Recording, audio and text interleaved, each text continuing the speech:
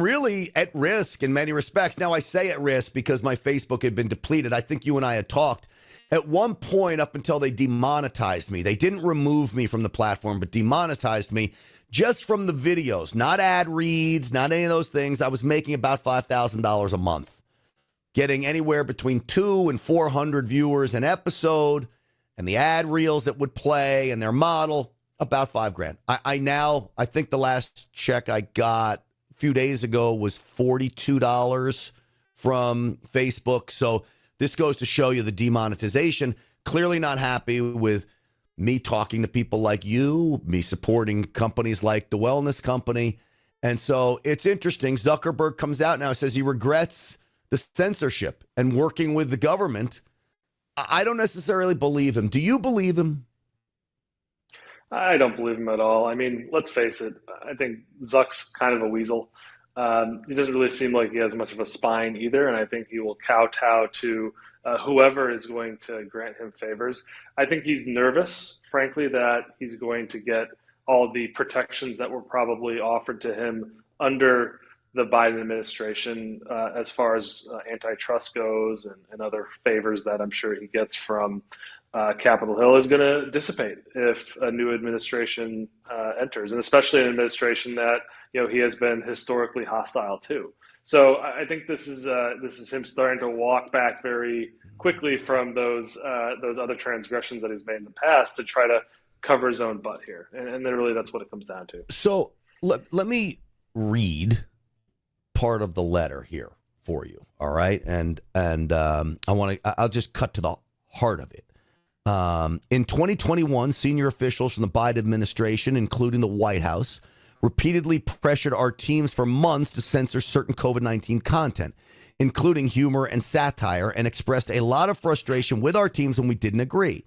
Ultimately, it was our decision whether or not to take content down, and we own our decisions, including COVID-19 related changes we made to our enforcement in the wake of this pressure. I believe the government pressure was wrong, and I regret that we were not more outspoken about it. I also think we made some choices that, with the benefit of hindsight and new information, we wouldn't make today. Like I said to our teams at the time, I feel strongly that we should not compromise our content standards due to pressure from any administration in either direction, and we were ready to push back if something like this happens again. To me, Peter, one, it sounds like this letter was drafted, as every big company is going to draft a letter, by lawyers and PR people. And I'm not sure this is sincere, but it's got lawyers written all over it. Well, it always makes me shake my head when we see a multi-billion-dollar company run by a multi-billionaire like Zuckerberg play the victim card, Grant. Like, they were pressured. The big mean government came in and they told us we had to do it. We tried to resist, but no, we couldn't. I would like to see the actual paper trails, Grant, that show them pushing back against the government, taking a stand and saying, nope, this is censorship, this is wrong, this violates the First Amendment, and the government saying, nope, you need to do it anyway. What I really think happened was the government said, these guys like Stinchfield, these guys are a pain for us, and they're speaking about things that we don't want them to talk about. Why don't you just soft censor them? Why don't you take away their income, reduce their audience in a way that, doesn't outright, remove them from the platform, but just makes them go away, make it convenient, right? And I think Facebook was more than happy to comply. I would be very surprised, Grant, if there was more than one back and forth on the email, other than just yes, sir, Mr. Biden. Yeah, I agree with you.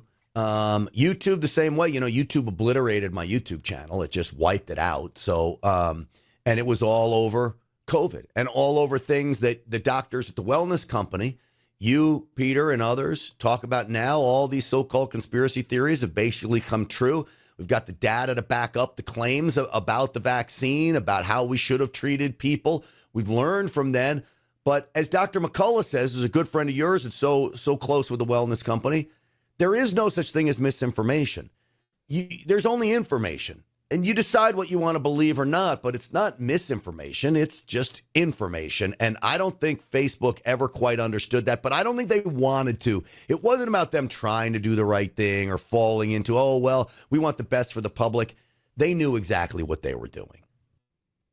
Look, misinformation, anti-science, anti-vax, fact-checking, these are all terms, Grant, that are used to spread propaganda. And that's really what it is, right? Whenever they see something that is inconvenient to the narrative that the mainstream wants to push, instead of actually combating that with a constructive dialogue, they instead try to brand the people who are speaking the kind of inconvenient stories as these crazy, far out right wing radical conspirator theories, whatever, right? And that's really how they try to box you in. And then they use that as justification to say these people are unduly influencing the public in ways that is actually Right. dangerous to society, which, you know, I would like to find an instance, Grant, where the warnings that were given about the vaccine actually caused more harm than good, because we've seen what's happened over the past few years about the vaccine. But that's just one of